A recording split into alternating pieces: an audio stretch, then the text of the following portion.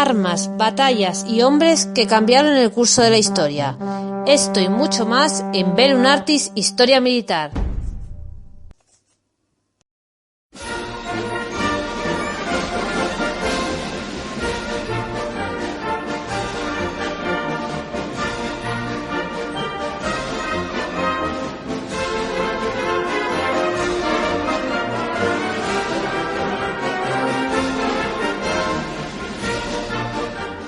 Jamás se vio batalla más confusa, trabadas de galeras una por una, y dos o tres, como les tocaba. El aspecto era terrible por los gritos de los turcos, por los tiros, fuego, humo, por los lamentos de los que morían. Espantosa era la confusión, el temor, la esperanza, el furor, la porfía, tesón, coraje, rabia, furia. El lastimoso morir de los amigos, animar, herir, prender, quemar, echar al agua las cabezas, brazos, piernas, cuerpos, hombres miserables, parte sin ánima, parte que exhalaban el espíritu, parte gravemente heridos, rematándolos con tiros los cristianos, a otros que nadando se arrimaban a las galeras para salvar la vida a costa de su libertad, y aferrando los remos, timones, cabos, con lastimosas voces pedían misericordia, de la furia de la victoria arrebatados, les cortaban las manos sin piedad, sino pocos en quien tuvo la fuerza la codicia que salvó a algunos turcos. Luis Cabrera de Córdoba.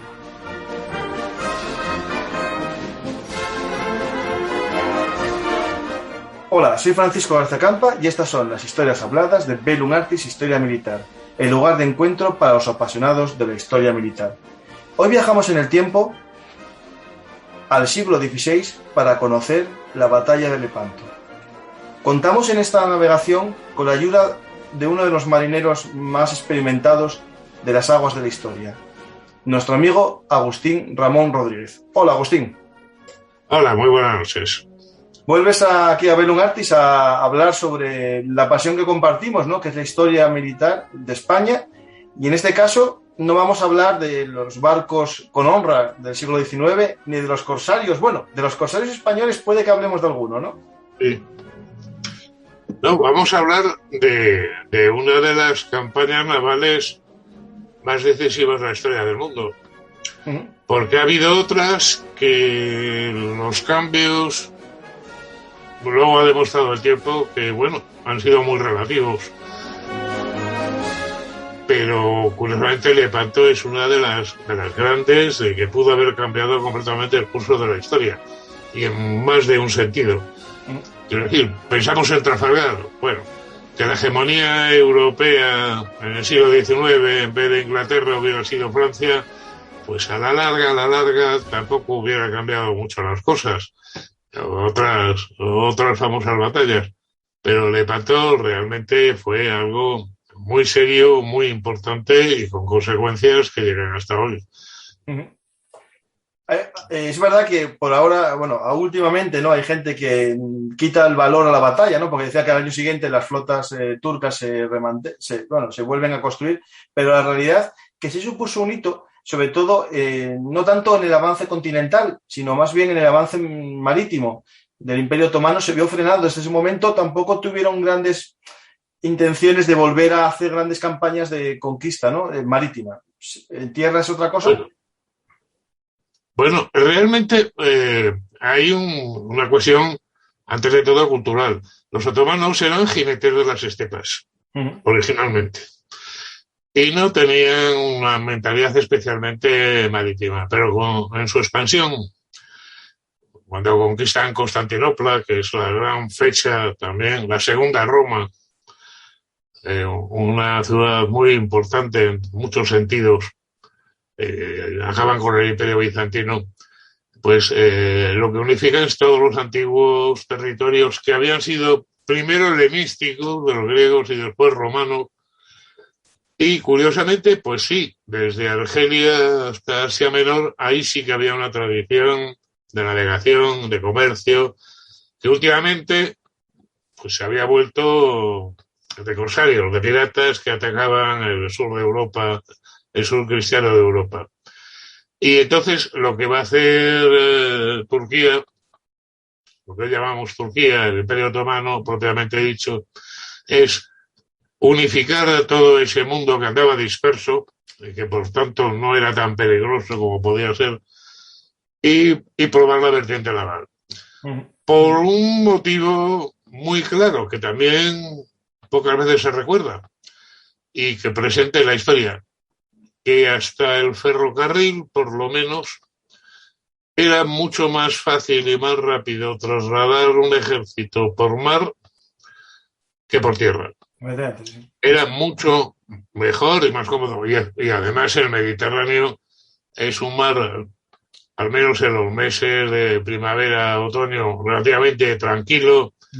Las distancias no son muy grandes, con lo cual era mucho más fácil. Hay hasta cálculos del Imperio Romano de lo que costaba en tiempo y en dinero llevar una mercancía desde Algeciras a Estambul y comparado por tierra, porque además toda las costas del Mediterráneo son muy escarpadas, están llenas de montañas, los caminos eran malos, para ir trasladar hombres y luego todos los pertrechos, armas, provisiones. El mar era muy buen camino. Eso lo conocen los otomanos, entonces se aprovechan de todas esas tradiciones marineras del norte de África y de Asia Menor, del Oriente Medio, y lo van a utilizar para sus propios fines. Pero es verdad que en origen no eran un pueblo marítimo. Sí, de hecho, se hace por conveniencia. Y de hecho, después de Lepanto, bueno, ya lo hablaremos, vuelven otra vez a su antigua vocación, que es más terrestre que naval. Sí, de hecho, en un programa que tengo con José Sotochica, que tratamos el tema del nacimiento del Islam, hablamos de que al conquistar Egipto ya se aprovechan de las corrientes, digamos, de la tradición marinera de Egipto para la flota musulmana, ¿no? Y los ataques, por ejemplo, después incluso claro, al Imperio Bizantino. Pues tenemos hoy el objetivo, ¿no?, de dar a conocer un poco la batalla de Lepanto, la batalla decisiva, ¿no?, que es el título de tu libro, tu último libro, me parece que no, porque tienes otro casi a la vez. Este es Lepanto, la batalla decisiva de Secotía, que es una editorial del grupo Almuzara, ¿no? Y vamos a intentar mostrar un poco así digamos, a pincelada rápida, un poco cómo fue la batalla de Lepanto, y el que quiera conocer el contexto histórico que nos lleva a la batalla, conocer las batallas anteriores, el asedio de Malta, por ejemplo, la pérdida de Rodas, el ataque a Chipre, eso lo pueden ver en tu libro, que tiene un contexto histórico muy potente, y nosotros vamos a intentar conocer cómo era la guerra en el mar, la lucha de galeras, ver después el contexto que da lugar a la campaña de Lepanto y la batalla en sí y sus consecuencias, como muy bien dices, que son lo importante de esta batalla. Bueno, pues yo creo que lo primero que hay que hablar es de ese barco tan especial que eran las galeras, que habían evolucionado mucho. La gente piensa que eran poco más que las galeras griegas o romanas, no, eran unos barcos muy distintos. Eran los barcos efectivamente de remos, que tenían la ventaja de que eran muy ágiles, muy rápidos, podían maniobrar perfectamente, pero tenían una desventaja. Para que un barco de remos sea eficaz y sea rápido, ágil y tal, tiene que ser muy, muy estrechito de ancho, muy largo, y además tener pocas bodegas. Claro. Tener pocas bodegas. Podían llevar poca carga. Claro, y eso les hacía ideal, más filas de remos. Eso les hacía ideal para el combate y para las maniobras y tal. Pero es que pasaba que entonces los veleros, sí, tenían mucha más capacidad de carga, pero eran muy torpes y muy lentos. Y además en el Mediterráneo normalmente no hay vientos muy fuertes ni muy continuados, sino que son flojitos y muy cambiantes. Con lo cual, una galera, aunque fuera físicamente más débil que una nao o que un galeón, era más adecuada para estas cosas. Claro, ¿qué pasaba? Por ejemplo, las galeras llevaban poca artillería, llevaban pocos cañones, porque la estructura de la galera no lo soportaba. Claro. Las galeras solo navegaban eso de primavera a otoño, 6 meses, 7 meses al año, y el invierno no, porque un golpe de mar las podía, eran tan finas y tan estrechas que un golpe de mar les podía partir. Y luego tenían otro inconveniente, y es que, bueno, pues tenían que llevar los remeros, una galera normal de 25 remos por banda, cada remo 4 hombres, pues hay que multiplicar y salen fácilmente 25 por 4, ya son 100, y otros 100 de la otra banda, 200 en unos barcos que tendrían 20 metros de largo y 6 de ancho, 20 y tantos metros de largo y 6 de ancho, meter solo para remar a más de 200 personas. 200 personas que además no se movían del banco en toda su vida. Sí. Hacían hasta sus necesidades encima. Y dormían justo encima de donde hacían las necesidades. Y por eso la vida de galera, aparte de todo más, era tan durísima. Y en esa vida galera de 27 por 6 o 7, tenían que ir 40 marineros para el manejo de las velas. Normalmente la galera solo iba a remo cuando combatía o tenía que huir o tenía que hacer algo, pero para las travesías normales era quemar a la gente, que se murieran, y entonces normalmente iban a vela con unas velas latinas triangulares, tenían que llevar marineros para la maniobra y tal, y luego además, claro, si iban de guerra tenían que llevar, pues pongamos que 100, 150, 200 soldados, según el tamaño de la galera.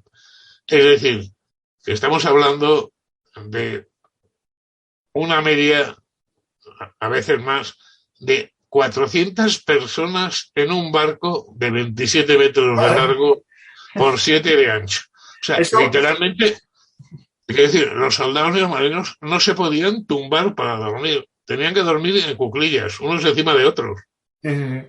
O sea, era una cosa, comer, bueno, era terrible. Se ve las maquetas que existen de las galeras, por ejemplo, la reproducción que se hizo en el Museo Marítimo de Barcelona. Eran los jefes que están en la parte de popa atrás, al lado del timón, que esos eran lujo y esplendor. ¿Ves? Cuenta la cantidad de jefes que iban a una galera y tal, y dormían solo un poquito mejor que los marineros. Lo único que el dolor era menor, ¿no? O sea, y a todo esto, vive ahí, come ahí. Bueno, era una cosa terrible. Además, como tenían poco espacio en bodegas, menos mal que las distancias en el Mediterráneo eran cortas. Tenían que estar haciendo continuamente escala para reponer comida y, lo que es más importante, agua. Porque de hecho, un ser humano... Agustín, eso del agua, en un programa que tengo... Agustín, en un programa que tengo con Nativo Donate, que hice sobre los corsarios y la guerra de galeras también, hablaba un tema que era las aguadas, que había hasta una especie de guía Michelin, un libro. Sí, bueno, y además había un problema más, que eran los envases. ¿Dónde se guardaba? Porque ahora pues, es un envase de plástico que relativamente pesa poquísimo y ocupa poquísimo. Pero entonces o eran barriles o eran botijas de arcilla enormes, que además había que meter entre ramas y paja y tal, para que con los movimientos del barco no chocaran unas con otras y se rompieran. Entonces, claro, ¿qué pasaba? Que cada poco tiempo, menos mal que las distancias en el Mediterráneo no son muy grandes, pues cada semana o dos había que llegar de tierra y de agua. Y claro, ya no es, aunque fueran mínimos, una persona para mantenerse viva, hasta un remero necesita consumir al menos 2 litros de agua diaria. Y claro, la de mar no se puede beber. Entonces, eran de muy corta duración. La vida en galera era terrible, es decir, las enfermedades a bordo. Aparte, en aquella época no se tenía ningún conocimiento de la higiene. Se barrían una vez cada 15 días. Dicen que a las galeras se las distinguía antes por el olor que por la vista. Sí, imagínate, más de 400 tíos haciendo todo a bordo de una galera, conviviendo unos encima de otros. Dice que por el olor se conocían. Y luego he dicho las 3 categorías, porque además eran categorías distintas. Los marineros no eran propiamente militares, eran algo así como, pues, técnicos especialistas en navegación. Sí. Pero no eran los auténticos soldados, que eran una cosa pues propia de hidalgos y de caballeros, gente de armas, gente fina, que tenía, aunque de hecho los marineros también combatían, ¿no? Y luego estaban los forzados, los que remaban, que aquí es muy curioso, porque según cada país la situación era muy distinta. Los otomanos en general utilizaban prisioneros cristianos, lo cual tenía un problema, el problema de la seguridad a bordo. Claro. No te podías fiar un pelo de esa gente. Los venecianos, curiosamente, que es una aportación fundamental a la flota de Lepanto, básicamente lo que eran asalariados. Gente que lo hacía voluntariamente por un sueldo. Te puedes imaginar qué sueldo era. No, sí, sueldo. La capacidad de esta gente y tal, o sea, que puede parecer más moderno, pero o sea, qué desesperado había que estar para... No, me lo imagino. En español también existían, había muy pocos, lo llamaban buenas boyas, eran que bogaban, pero en España lo normal es que fueran penas judiciales. Tú habías hecho alguna, entonces la justicia era muy severa y la pena de muerte se aplicaba con relativa facilidad. La siguiente a la pena de muerte era mandarte un tiempo más o menos largo a galeras, sabiendo que las condiciones de vida, de higiene y de todo de las galeras, imagínate lo que sería una epidemia ahí. O sea, era una cosa terrible. Pero bueno, si sobrevivías, pues el problema era sobrevivir y luego cómo te reinsertabas. ¿Y cómo había veces que los buenas boyas, los voluntarios eran remeros que habían sido condenados, que no se podían reinsertar y que tenían que recurrir a eso para seguir viviendo. Por lo menos les daban de comer y les pagaban. Entonces era un mundo muy especial, muy especial. Hay muchos relatos literarios de la gente que embarcó en galeras y que contaban que aquello era realmente un infierno, que aquello era una sensación muy especial. Curiosamente, las galeras en España tienen un significado especial porque normalmente todos los reclutas de los tercios, cuando iban a un puerto del Mediterráneo, a Cartagena, a Valencia, a Málaga, a Barcelona, y se embarcaban, iban en galeras a Italia. Sí. Que es una cosa muy curiosa, que la primera experiencia como militares la hacían a bordo de una galera. Y además, desde el primer momento, tenían que ir prevenidos porque los piratas berberiscos podían aparecer en cualquier momento. Y si alguno... entonces ya no eran reclutillas que estaban despistados, no.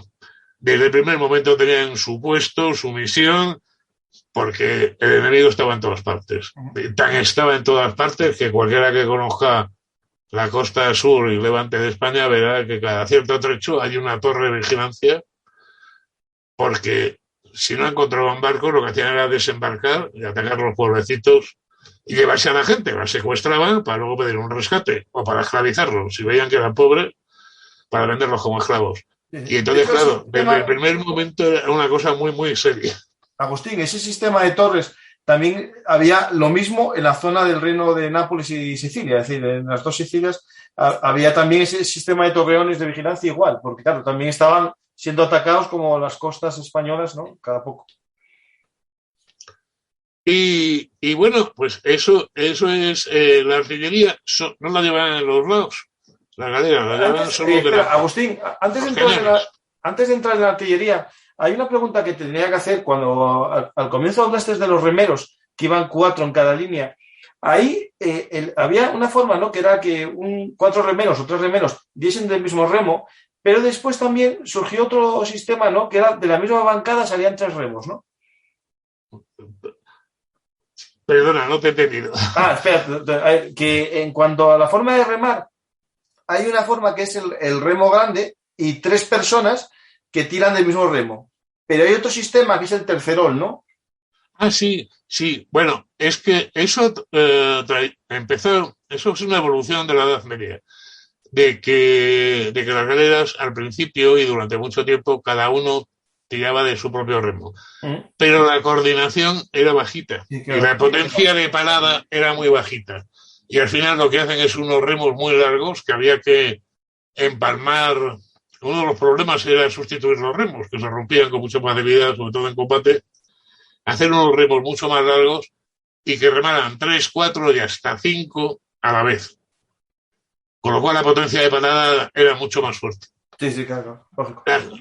Teóricamente, pues cada uno un remo, sí, pero eso era muy complicado porque además había que hacer niveles, coordinar aquello era dificilísimo y al final optan por eso, los remos a la galocha, son unos remos muy largos, A la de noche. 12 metros y tal, que...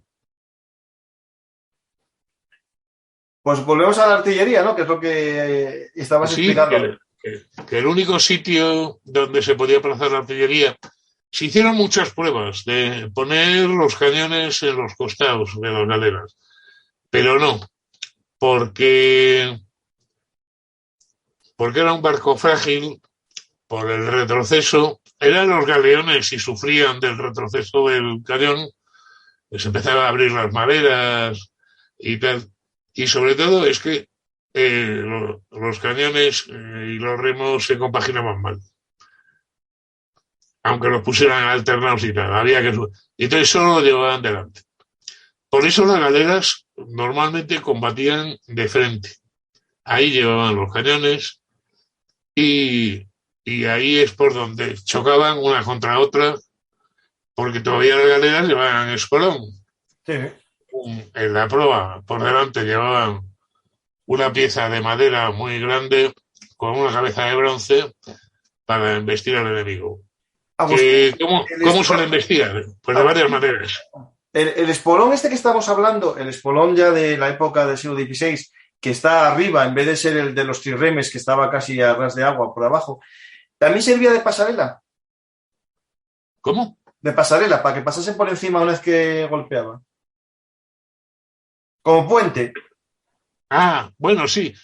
Lo que pasaba, si viéramos una foto aérea de una galera, lo único que veríamos sería un mar de cabezas, a los dos lados los remeros, y luego había un pasillito central, se llamaba la crujía, que iba desde la parte del mando, el toldo del final de popa, hasta delante, que es donde estaban los cañones, las arrumbadas, y dos pasillitos más finitos por los dos lados.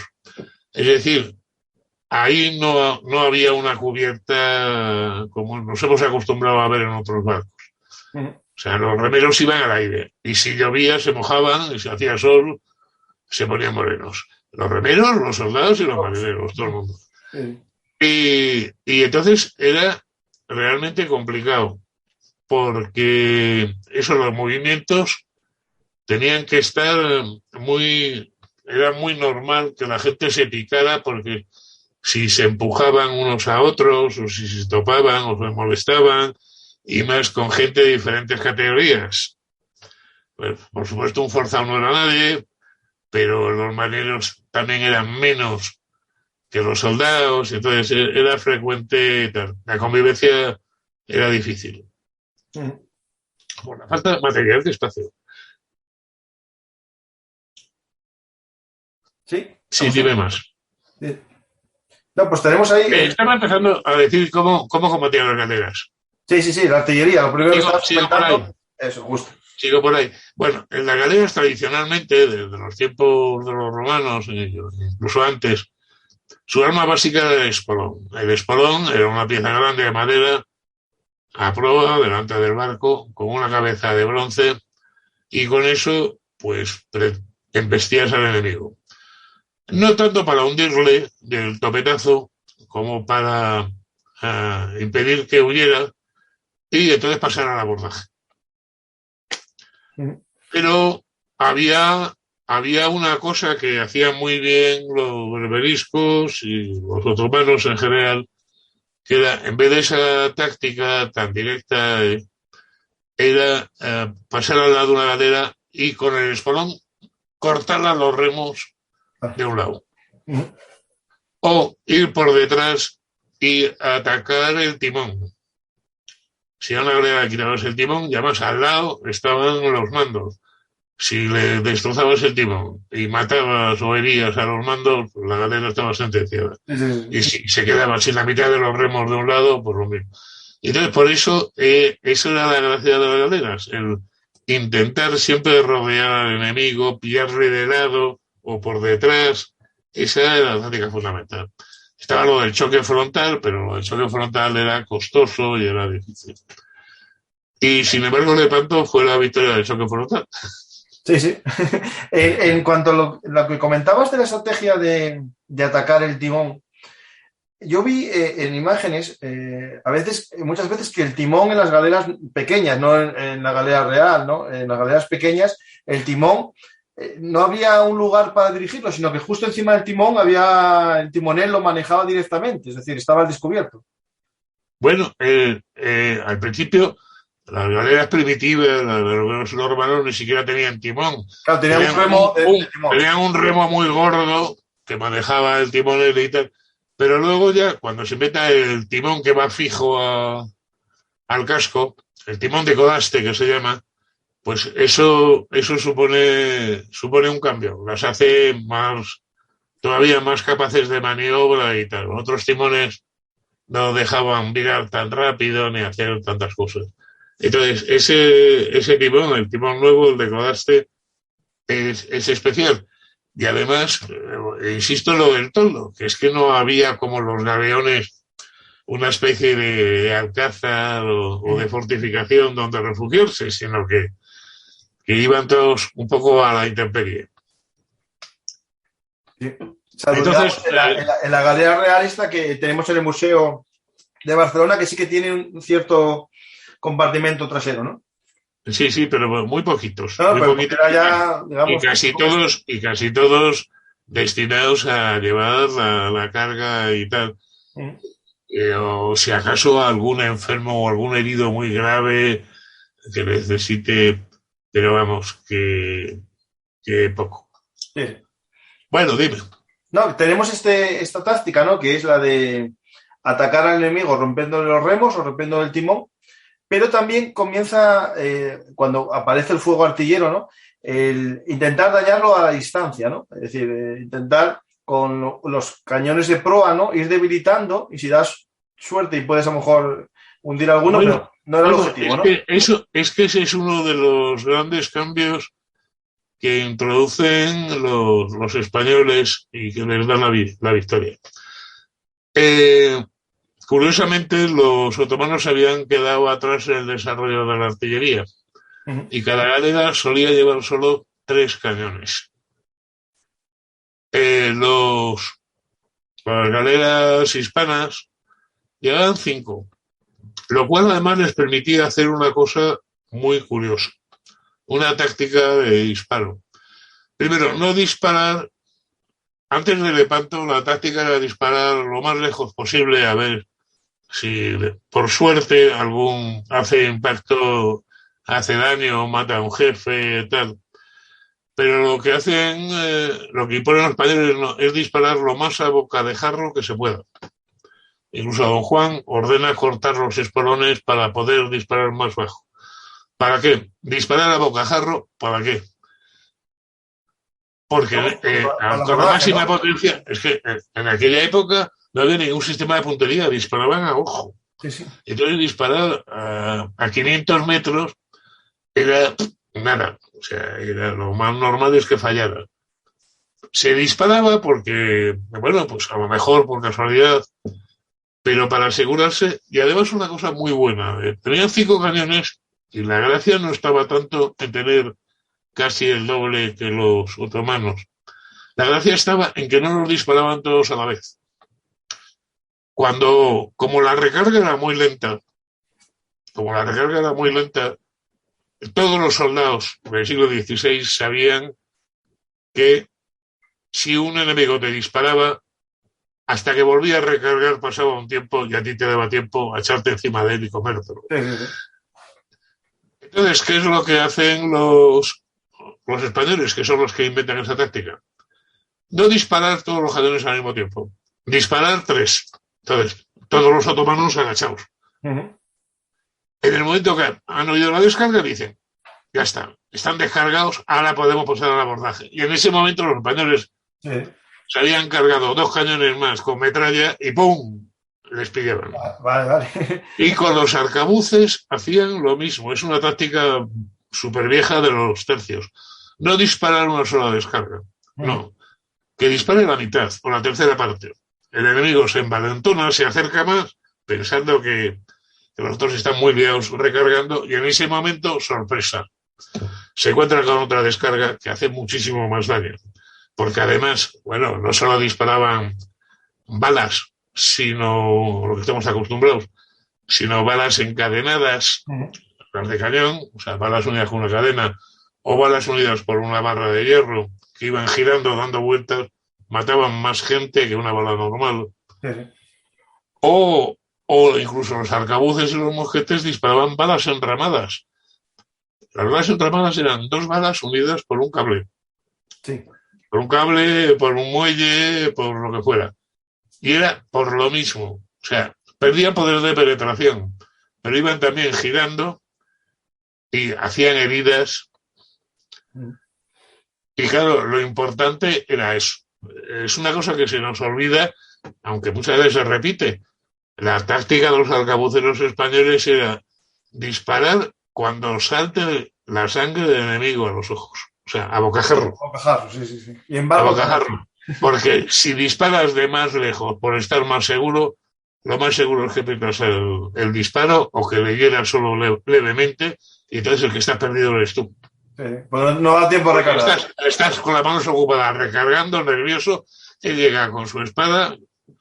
Bueno, aparte de la cosa fundamental, y esa es la ventaja de que se seguía manteniendo desde los tiempos del Gran Capitán, de que España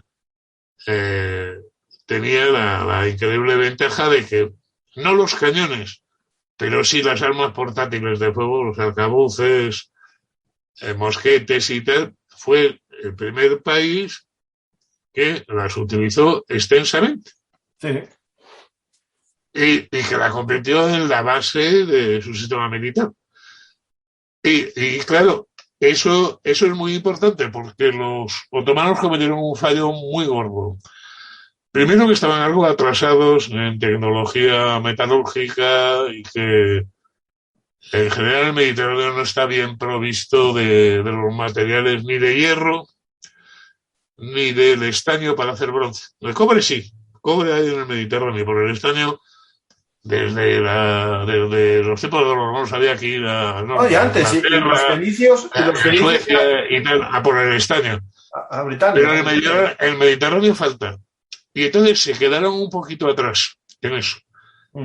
Y, curiosamente, ellos pensaban que un arco con flechas, que era la arma tradicional de los otomanos, pues a lo mejor alcanzaba menos y a lo mejor tenía menos pegada, pero que un arquero, que eran arcos compuestos, arcos relativamente pequeños, pero muy potentes, no eran arco inglés, eran arcos más pequeñitos, pero muy potentes, que mientras un arcabucero hacía un tiro o 2, ellos podían disparar 10 flechas. Sí, efectivamente, sí, buscaban más la rapidez. Y entonces, claro, eso también llevó a otra cosa, que en general los otomanos no llevaban muy poquitas armaduras, si acaso alguna cota de malla o algo así. Pero los cristianos iban, sobre todo los jefes, con corazas y con cascos, incluso a prueba de bala, que estaban acerados. Con lo cual, ¿qué pasaba? Que el daño de lo que podían hacer los otomanos era poquito a tíos que iban bien resguardados, mientras que el daño de las balas de los arcabuces era muy grande, porque iban... Claro, todas las soluciones tienen su aquel. Los cristianos tenían el enorme problema de que como cayeran al agua... Al agua los pobres no se ahogaban seguro, mientras que los otomanos no. Pero claro, lo de siempre, no hay moneda que no tenga 2 caras. Una cosa de otra. Entonces, me protegía mucho mejor. pero tenías... Y luego hay otra cosa que también, lo de siempre, las dos caras, y también es un invento español, que es las arrumbadas. Las arrumbadas era una cosa que pocas veces se ve en las películas, ni de galeras ni de barcos. Era una especie de parapetos provisionales que se ponían en las bordas del barco para proteger a la tripulación del fuego enemigo. Entonces los españoles lo hacían pues, normalmente pues con las mantas para dormir enrolladas, con trozos de madera, con algún barril pequeño, con tal. Y entonces les hacía un parapeto. Pero ese parapeto contra una bala de cañón no te defiende. Pero contra una flecha sí. Sí, claro. Y contra la metralla... Claro, con eso el barco se hacía más pesado, más tal. Pero la tripulación iba mucho más segura. Ese era otro de las ventajas que los otomanos, porque el barco fuera muy rápido y muy ágil y la gente estuviera súper preparada para saltar al abordaje y tal, pues resultaba que iban rasos y claro, cada bala era una baja. Bueno, y si era de cañón eran varias bajas, porque es otra cosa, es un poco escalofriante, pero sí, eso, hay hasta cálculos hasta el siglo XIX que dicen que una bala de cañón, una bala maciza, claro, que no había explosivas, una bala de cañón podía atravesar de cerca a 5, 10, 20 tíos. Estaban en fila y la misma bala iba partiendo a uno tras de otro. O sea, que es una cosa que le pone uno al cuerpo. Pero había cálculos de los militares. ¿Cuántos cuerpos de caballo puede atravesar una bala de cañón? ¿O cuántos cuerpos de soldado puede atravesar una bala de cañón? Porque, claro, era un efecto pues, como una ametralladora actual. Sí, claro. Y después en los barcos se unía también a las esquirlas de la madera, ¿no? Cuando se rompe todo las astillas, ¿no? Sí. Y luego, bueno, pues... y luego, lo he dicho antes y ahora, claro, que nos hemos acostumbrado a ver en las películas de Hollywood que los abordajes eran una cosa muy bonita, muy de esgrima, medio saltimbanqui, saltando de vela en vela y de cuerda en cuerda. Los abordajes eran una cosa terrible porque los barcos estaban repletos de gente y aquello era una auténtica carnicería. No te podías moverte ni hacer florituras ni nada. O sea, era una auténtica carnicería. O sea, era algo... Y además, añado otro detalle, pero desagradable, pero es que es necesario. No ya en las galeras donde había poquísimo espacio, hasta en los galeones, lo primero que hacía un barco al entrar en combate era echar arena sobre la cubierta, porque si no, con la sangre se resbalaban. Sí. Porque claro, una persona herida pues, hasta que muere, más si es un hombre joven y fuerte y tal, sangra muchísimo, eso quedaba ahí y la gente se pegaba auténticos morrones. O sea, nada de esas florituras de esgrima y de tal. Es por la razón, por ejemplo, por la que los soldados de los tercios españoles no llevaban picas cuando luchaban en el mar. No, porque no existe tampoco, claro. O si llevaban algunas, eran de las cortas, lo que llamaban chuzos o medias picas o tal.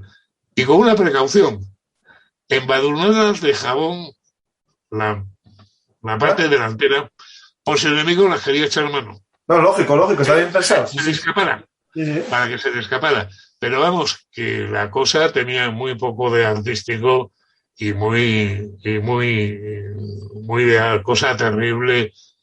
No se podían hacer esas maravillas que cuentan, ¿no? Y curiosamente eso siguió siendo verdad hasta el desarrollo de las armas de fuego ya en la segunda mitad del siglo XIX. Pensemos que pese a todas las cosas que nos han dicho, a Nelson lo matan de un tiro. Lo matan de un tiro desde el barco enemigo, que están borda contra borda, los dos. Sí, el abordaje era... No están luchando como ahora los barcos de guerra, que ni se ven. No. Entonces era... ¿Por qué? Porque sin elementos de puntería, Es que un barco que se mueve contra otro barco que se mueve en un medio como es el mar, que con la luz no puedes calcular las distancias. O sea, o disparabas desde muy cerca o estabas perdiendo el tiro. Sí. Lo curioso es que hubo un intento de hacerlo así, pero luego el Nelson, en general la Royal Navy, y al final del 18 se dieron cuenta de que era una tontería disparar a distancia, que sí, que aquello era como las fallas, van 4 horas cañoneándose y al final no había ningún barco que se hundiera. De hecho, tenemos un programa, Agustín, con un chico que seguro que conoces, Fede Superville, que tenemos un programa con él sobre tiro naval desde el siglo XVI a la actualidad y vamos explicando todos los métodos de tiro que hay y como muy bien dices, era casi imposible acertar hasta casi llegado al final del XIX. O sea, sobre todo si disparabas a un poco ya... Y no tienes más que fijarte que pese a todos los tópicos que se repiten, tanto ingleses como holandeses como franceses, cuando querían vencer a los galeones españoles, no era con el fuego de artillería. Estoy hablando de los siglos XVI y XVII. Sí. Lo que hacían era lanzarles buques incendiarios. Los rulotes. Eso sí que era un peligro. Sí. Eso sí que era un peligro. Pero en el siglo XVIII, más de la primera mitad, están horas las escuadras bombardeándose, y a no ser que haya una diferencia, uno de los dos bandos cometa un fallo gordísimo, los combates son nulos, porque, son empates, porque no, a no ser una cosa de suerte, o que uno de los dos, las escuadras sea la mitad que la del otro, pero en escuadras igualadas, combates igualados. Algo que tenía que preguntarte sobre el tema de la artillería, antes de empezar, el abordaje ya hablamos, que era, digamos, la forma normal de resolver una batalla, ¿no? Buscar el combate en tierra, digamos, una prolongación del combate en tierra, pero sobre el mar, ¿no? En la artillería, cuando, se ven ilustraciones, me llama la atención que incluso cuando son 5 cañones, por ejemplo, en los casos de los barcos más fuertes, más pesados españoles, hay un cañón grande, ¿no? Que tiene un mayor calibre en el centro, y después a sus lados hay 2 un poco más grandes y 2 pequeños. Pero en las ilustraciones nunca son iguales. ¿Qué es? ¿Porque nunca se encontraban cañones iguales o porque buscaban calibres distintos por algún motivo? Bueno, había 3 tipos de cañones. Había los, digamos, 2 tipos pesados para el combate naval, que eran las culebrinas y los cañones propiamente dichos. Los cañones propiamente dichos tenían más calibre, pero menos alcance. Sí. Las culebrinas tenían menos calibre, pero tenían mucho más alcance. Y entonces, pues todo el mundo llevaba una combinación de los dos, que era lo más natural. O sea, por un lado interesaba, en principio, poder disparar a distancia, pero por otro lado, pues interesaba que llegara una bola más gorda, aunque fuera con menos fuerza. Aparte de los proyectiles estos especiales de balas encadenadas y tal. Uh-huh. Y luego había los pedreros o los esmeriles, que eran cañones pequeñitos, que no eran contrabarcos realmente, era cota personal. Uh-huh. Eran cañones que tenían la ventaja de que, causaban menos daño, pero la recarga era mucho más rápida. Mucho más rápida. Y de hecho tenía como cuentas, ¿no? Los cañones pequeñines era mucho más rápido, mientras que un cañón grande era complicado sobre todo por una cosa que se nos olvida, que pese también a muchos tópicos que se repiten, que un arma de fuego, y más en aquella época que no había ningún sistema de refrigeración de las armas de fuego, cuando dispara, se calienta. Y cuando dispara 2 o 3 veces se calienta muchísimo. Y puede reventar. Y una cosa que no se dan cuenta todos estos expertos es que si a un cañón que le estás cargando con pólvora suelta tiene el ánima del cañón está al rojo, no lo puedes cargar. Por eso metes la pólvora, quema el artillero. No solamente había que limpiar con un escobillón, que eso sí lo cuentan las películas, no. Es que había que meter un cepillo con agua para refrigerarlo y poderlo volver a cargar otra vez. Porque si no, incluso si estaba muy caliente podía reventar. Claro. Eso, o echaba gotas de metal fundido por donde ponías. O sea, no puedes cargar un cañón que está rojo. Y claro, el ritmo era mucho más lento de lo que pueda parecer a primera vista, ni siquiera con tripulaciones entrenadísimas. Ha habido muchas tonterías con eso y la prueba es que, curiosamente, que si las cureñas... Por cierto, las galeras no tenían cureñas. Iban atadas a, bueno, los cañones iban fijos. Pero que me acuerdo cuando el centenario de la Invencible, la Royal Navy, nada menos, hizo la prueba con una cureña supuestamente británica y con una cureña supuestamente española, y la diferencia entre cargar una y otra eran segundos. ¿Por qué? Porque el problema no estaba en todas esas cosas absolutamente teóricas, sino en las cosas prácticas. Y claro, que les echaban hasta leche para refrigerar los cañones. O sea, era...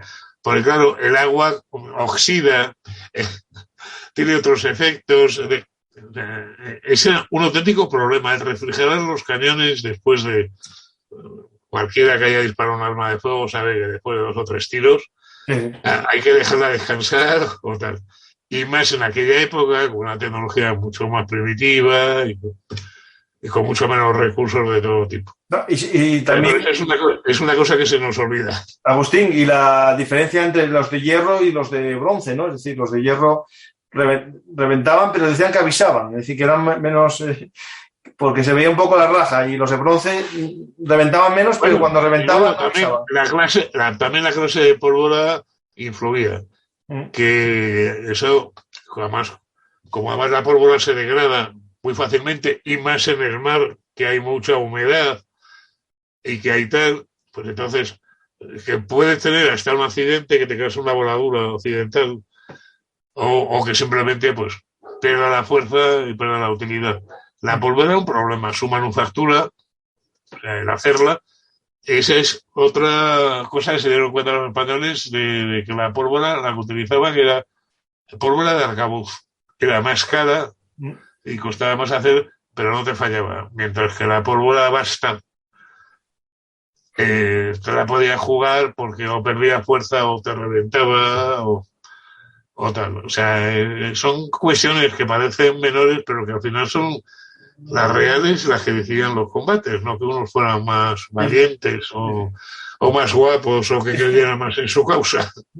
Y una cosa, un invento de los, digamos, innovaciones españolas en las galeras del siglo XVI, no me acuerdo el nombre ahora mismo, pero cuando estamos hablando de las piezas artilleras de la proa, un castillete que se puso encima, una especie... Sí, eso es lo que se llamaba la rumbada, que ahí iban normalmente abajo los cañones y arriba iban los arcabuceros y mosqueteros abriendo paso a los del abordaje propiamente dicho que iban detrás. Si es que no quedaban todavía arcabuceros con el arma cargada, que saltaban ellos también, saltaban con el arcabuz y a bocajarros abrían paso. O sea, porque es que literalmente había que abrirse paso como si fuera un muro. Por la cantidad de gente que había a bordo. Y después, algo que también, un poco para ir acabando el tema del combate, digamos, un poco la teoría, ¿no? De cómo es la teoría del combate. Hay también una pieza en las galeras, que es el esquife, ¿no? Que es una pequeña barca que estaba más o menos hacia el centro, ¿no? Que se usaba también como una especie de posición defensiva, ¿no? Sí. Perdona, repíteme, que no quiero meter la pata. No, Agustín, el esquife, la lancha esta que estaba en mitad del barco, que se usaba como defensa, ¿no? Como castillete. Bueno, sí. Que luego en toda galera se organizaban 2 reductos provisionales. Uno en el fogón, que era donde se calentaba la comida, estaba en una banda de la galera, entre los bancos de los remeros, y en el otro lado el del esquife, que era el del bote de la galera. Que curiosamente a Miguel de Cervantes le nombró el jefe del reducto. No es que se metiera en un bote a luchar, no. Estaba a bordo de la Marquesa, pero siendo jefe del reducto que era... ¿Por qué? Porque, claro, si no, era tener un punto de apoyo a mitad, porque lo que te he dicho, lo único que había era 3 pasillos muy estrechos, desde donde estaba la rumbada, donde estaban los cañones, hasta donde estaba el mando.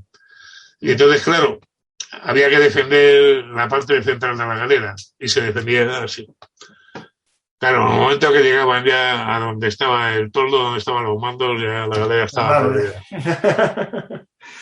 Eso no tenía muchos... Entonces, es señal de que la marquesa lo estuvo pasando mal. Si los otomanos llegaron hasta el Esquife, lo estaban pasando mal. Bueno, pero a Cervantes a lo mejor lo hirieron de un tiro de bala, a lo mejor no estaba tan cerca de él, ¿no? Bueno, a Cervantes, siempre se dice, Cervantes o llevaba una buena coraza, porque 2 tiros en el pecho en aquella época era una sentencia de muerte. Sí. Así que sí deberían de ser 2 tiros, pero deberían de penetrar muy poco. También pasaba que los turcos solían disparar de lejos. Y a veces simplemente una buena, ¿cómo se dice? No es coraza metálica, una buena... lo de cuero, ¿no? La de cuero. Protección de cuero y tal, con algunos jabos y tal. No te paraba del todo la bala, pero la herida era superficial. Si no, 2 balazos en el pecho que afecten al pulmón, o sea, eso era una condena de muerte. Sí. No tanto por la herida, sino por las condiciones higiénicas y quirúrgicas de la época y tal. Y luego, curiosamente, lo del brazo izquierdo, que curiosamente no lo perdió, lo que perdió fue su uso. Eso es la movilidad. Pero se le dice manco, pero no manco en el sentido de perder el miembro, sino de que se le quedó agarrotada de la mano. Menos mal que fuera la izquierda, si llegase a la derecha, el Quijote lo tiene que escribir. A ver qué hubiese pasado si no tenía alguien que le copiase lo que decía. Nos hubiésemos quedado sin el Quijote, seguro. Y Agustín, sobre el tema un poco ya de la lucha de galeras, más que hablando ya de lo que es la artillería, la infantería, las tácticas, ¿qué formas había de combatir? O maniobras. Las tácticas, las escuadras de galeras, al contrario que las escuadras de galeones que formaban la línea de batalla, enseñando el flanco, que no llevaban los cañones, las escuadras de galeras iban de frente y combatían de frente. Por lo que ahí es donde iba la artillería, donde iba el escuadrón. Y separadas para no molestarse con los remos, pero no muy separadas para que el enemigo no se metiera entre 2 galeras. Y normalmente la formación era, también se ha exagerado un poco, era la clásica que recuerda a tierra de un centro, una escuadra de centro y luego una a la derecha y una a la izquierda. Y al final una retaguardia. Eso, dicen, es la cruz de los cristianos, porque además al principio iba una pequeña vanguardia. Bueno, los musulmanes, los otomanos llevaban una muy parecida en forma de media luna, que era lo mismo, un centro y 2 alas y una pequeña reserva.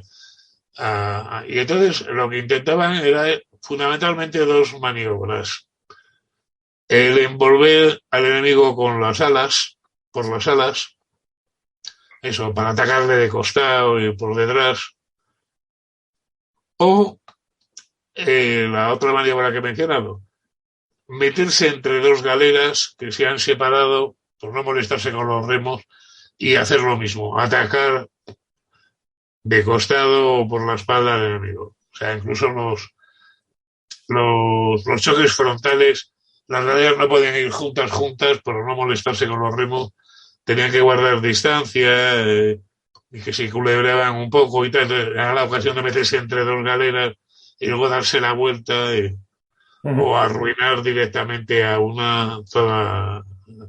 Eso son tácticas desde los griegos y de los romanos. Sí. El envolvimiento o romper la línea entre 2 barcos y luego revolverse contra ellos.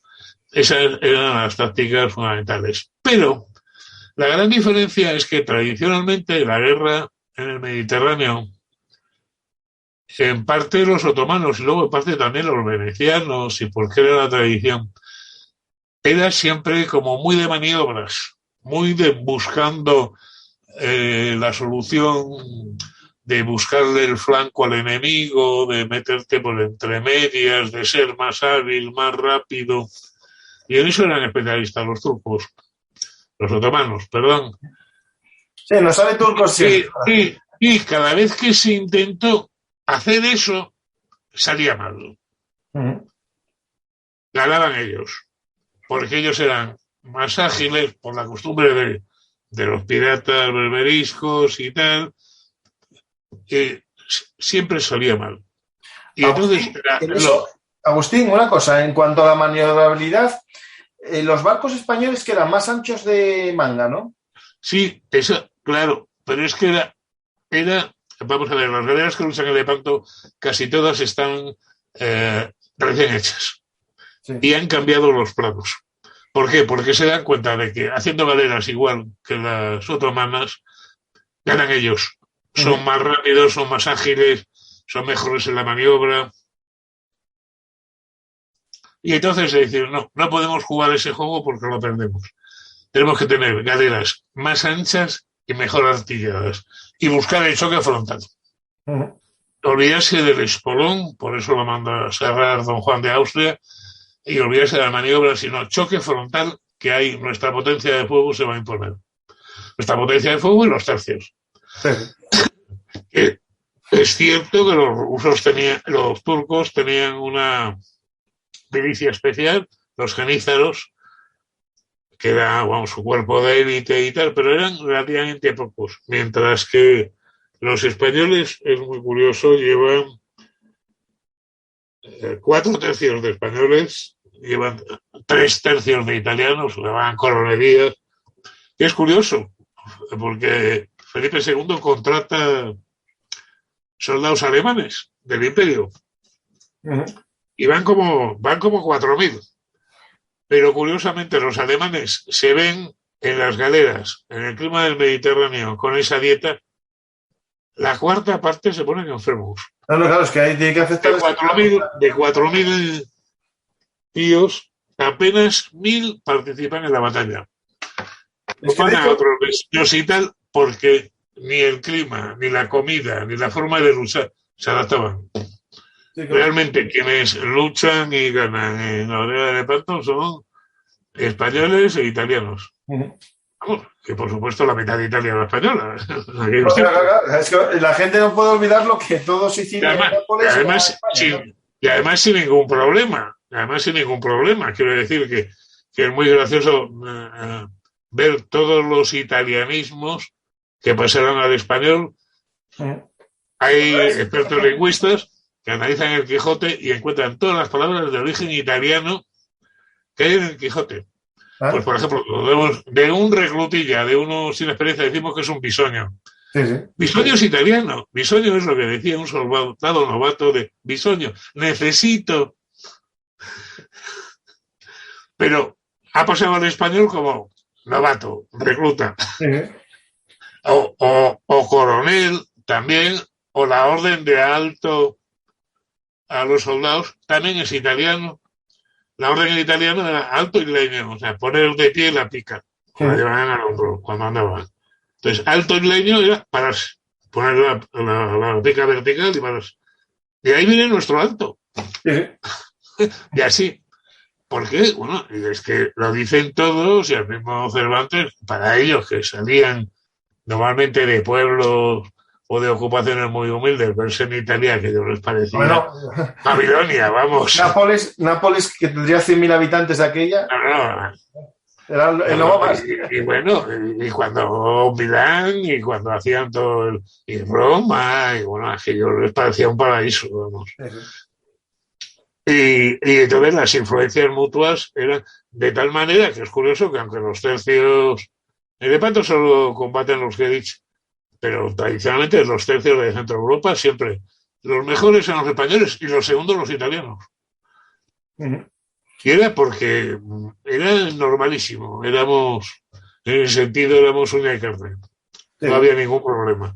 Y curiosamente, gente que luego ha tenido más prestigio, como los alemanes, como tal, entonces lo tenían, estaban mucho más atrás en la escala. Sí. De hecho, bueno, la relación de España con Nápoles, mira, tengo un artículo, Agustín, sobre un poco de un amigo, Ángelo Dambra, que es italiano y tiene una página sobre la Italia española, ¿no? Y tenemos un artículo sobre el sistema de torres defensivas de Nápoles, castillos de Sicilia, y es muy interesante porque es lo que tú comentas, ¿no? Es decir, mucha gente parece que nos olvidamos, ¿no? Que durante casi, a ver, yo estoy pensando de 1200... Oye, en la Edad Media. Sí, 1200 por Aragón, en las vísperas sicilianas. Vas por Italia actualmente y ves un edificio antiguo y te encuentras con los leones y las barras de Aragón. O sea, como algo normalísimo. De todas maneras es curioso porque a veces perdemos la perspectiva. No nos damos cuenta de que cada país es un mundo. Una cosa es Nápoles, Sicilia, la misma Cerdeña, que ahí la presencia española ha sido enorme y de siglos y siglos. Y otro mundo muy distinto es el norte de Italia, el Valle del Po. Eso es otro mundo, tienen otras conexiones y otras cosas. Dentro de tal, pero es que nos creemos que que salvo España, todos los demás países europeos son perfectamente homogéneos. Mentira. No. Mentira. O sea, en los países más centralizados y más homogéneos, lo mismo en Francia que en Alemania, según la región, la gente es completamente distinta en montones de cosas, en cómo come, cómo se divierte, que eso se nos olvida. Estamos acomplejadísimos con nuestras diferencias, nos damos cuenta de que los seres humanos somos así, en todas partes. No, de Alemania que se vayan de Baviera a Prusia, ¿no?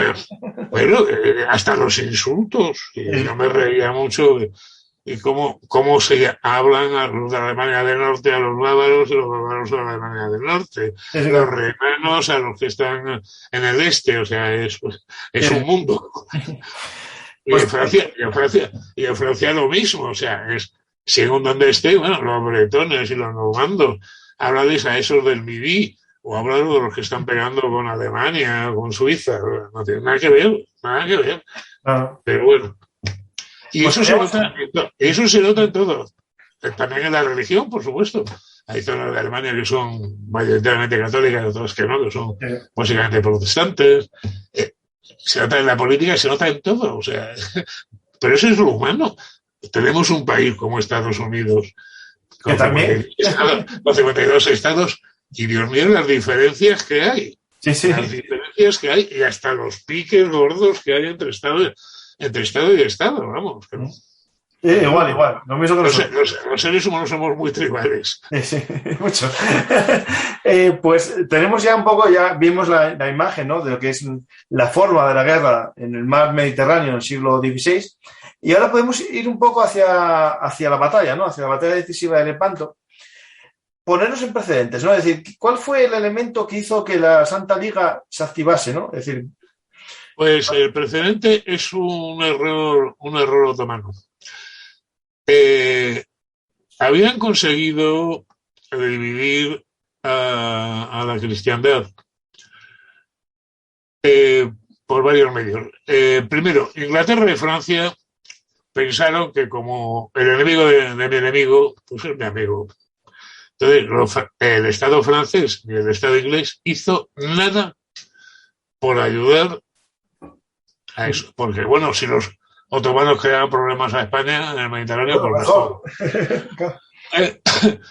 Pero no se dieron cuenta de que si llegan a triunfar, el problema les hubiera pasado a ellos. Pero bueno, es lo que suele pasar.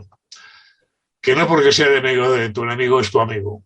Incluso puedes cambiar de enemigo y que tu enemigo, ese enemigo, sea peor que el primero. Y luego además se ganaron a Venecia. Venecia había montado todo su negocio con la ruta de la seda y en general con traer a Europa mercancías de Extremo Oriente, de todo Oriente, la seda, de la India, de China, de tal, que aquí se vendían por auténticas barbaridades. Y claro, eso, los tiempos de Marco Polo y tal, y eso era la base de su negocio. Y los venecianos lo que hacen es aceptar el Imperio Otomano como intermediario.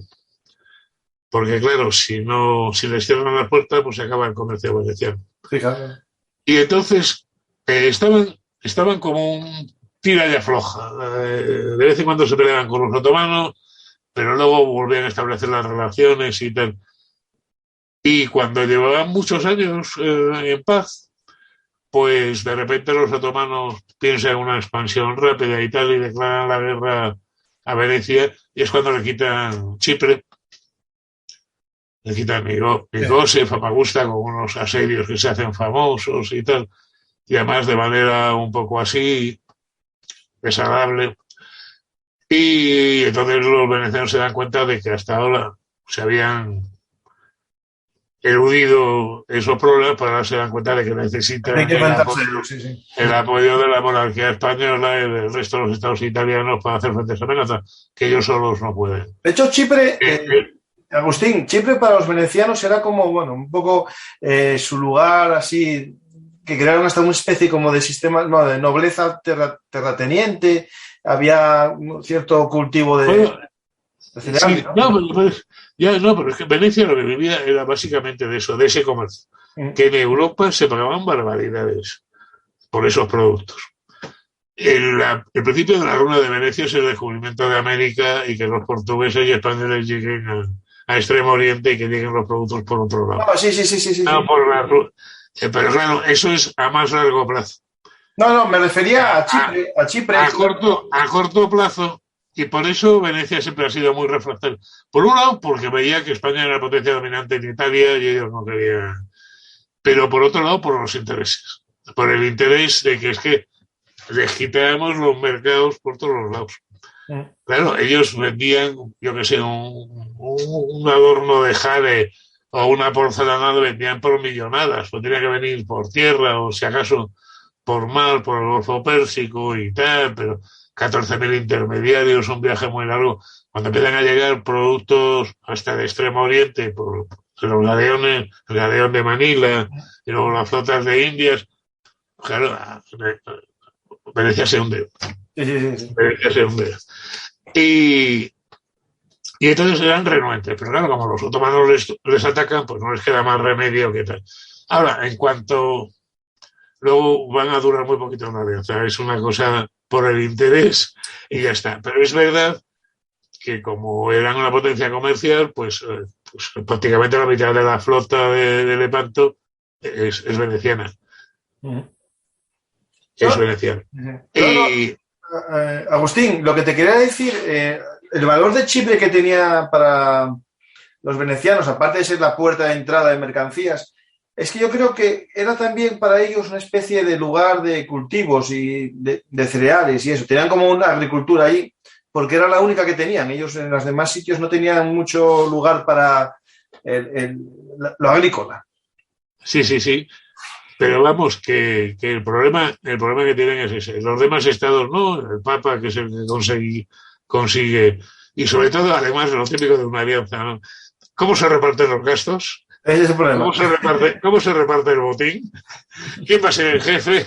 Sí. Y entonces, pues al final, la verdad es que gracias a esa intercesión, pero es curioso que, salvo los caballeros de Malta o alguna persona a título personal, pues en Lepanto no hay, pues hay un puñadito de franceses que van a título personal, como caballeros de Malta o tal, un puñadito de ingleses. Portugueses lo mismo, Portugal no quiere saber nada porque el rival es España. Lo curioso es eso, que si los otomanos llegan a triunfar, hubiera sido alucinante porque lo lógico hubiera sido esperar que los otomanos hubieran conseguido salir al Atlántico. Sí. Y en España todavía estaban los moriscos, menudo problema, empezar otra vez la reconquista, a saber hasta dónde hubieran llegado. Pero afortunadamente, como les sale más la jugada, el Imperio Otomano va a seguir existiendo, pero ya por mar ya no van a hacer gran cosa. Sin embargo, por tierra sí, que está el asedio de Viena a finales del siglo XVII, por tierra siguen dando la tabarra porque ahí sí que se sienten fuertes. Aunque también se van quedando atrás en organización, en armamento y tal, pero bueno, hasta finales del siglo XVII, durante más de 100 años más, todavía sigue siendo un peligro. Sí. Pero además ya después de Lepanto ya no lo son. ¿Y cómo se organiza, digamos, no era un intento de rescate de Chipre tampoco? Era un intento de evitar nuevas conquistas, ¿no? Sí, claro. Es que la alarma se enciende en Europa cuando los otomanos atacan Malta. Y Malta está en el paso del Mediterráneo central al occidental. Y entonces, hubiera sido, si Malta cae en manos de los otomanos, ya en Italia también los piratas hacían de las suyas, pero entonces hubiera sido una locura, aparte de una bajada de moral. Hay una cosa que se olvida a la gente, que la Orden de Malta era el último resto de las cruzadas. Sí. Cuando pierden ya completamente de Tierra Santa, se quedan en la isla de Rodas, ahí en Asia Menor. También les echan los turcos de ahí. Y la isla de Malta es un regalo de Carlos I a la Orden de Malta para que tengan una base desde la que seguir operando y tal. Y entonces, desde el punto de vista material, grave, porque ahora conseguir una base importante de entrada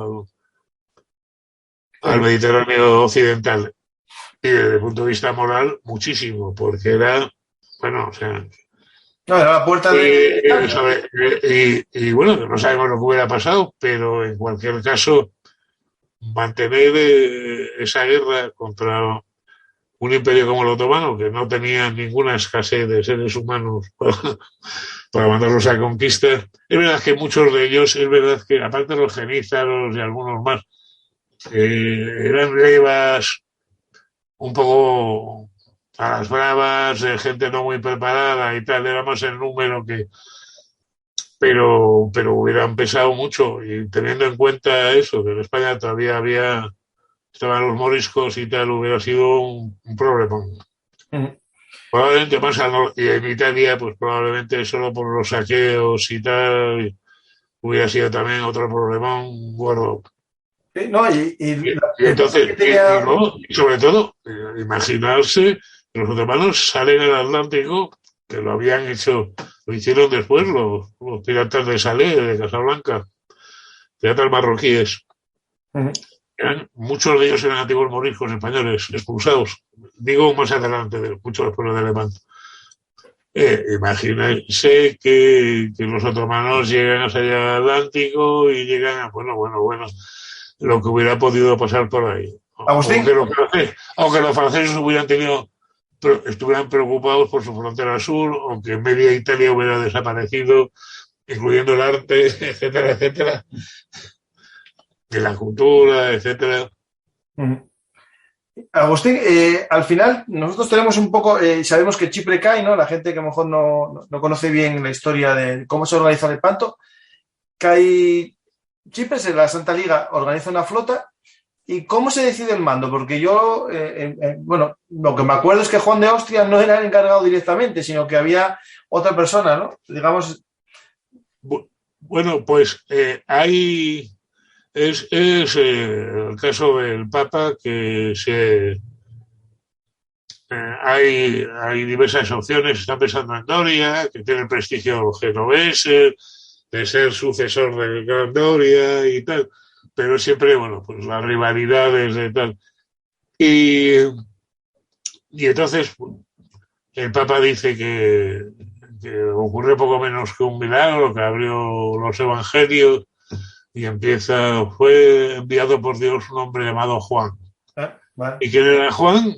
Pues Juan de Austria, el hermano bastardo de Felipe II, y tal, que era un chaval muy joven, tenía 24 años, que ya había destacado en la guerra de las Alpujarras, con la rebelión de los moriscos, pero sobre todo que era un hombre pues muy joven y con poca experiencia, pero que era muy buen líder. Era un tío muy simpático, con mucha empatía, y además con mucha capacidad de aprender. Hay una cosa que se olvida de Lepanto y que es muy bonita, de que ya he dicho que las galeras españolas, normalmente casi todos los remeros eran gente que cumplía condena. Bueno, lo que hace don Juan de Austria antes de la batalla es prometer que si se portan bien, los libera a todos. Claro, porque casi todos eran cristianos. Y lo cumplió. y lo cumplió, los liberó a todos. Y de hecho... Todos. Y es curioso ver que, claro, hay alguna narración de época y tal, de que cuidado con el argelino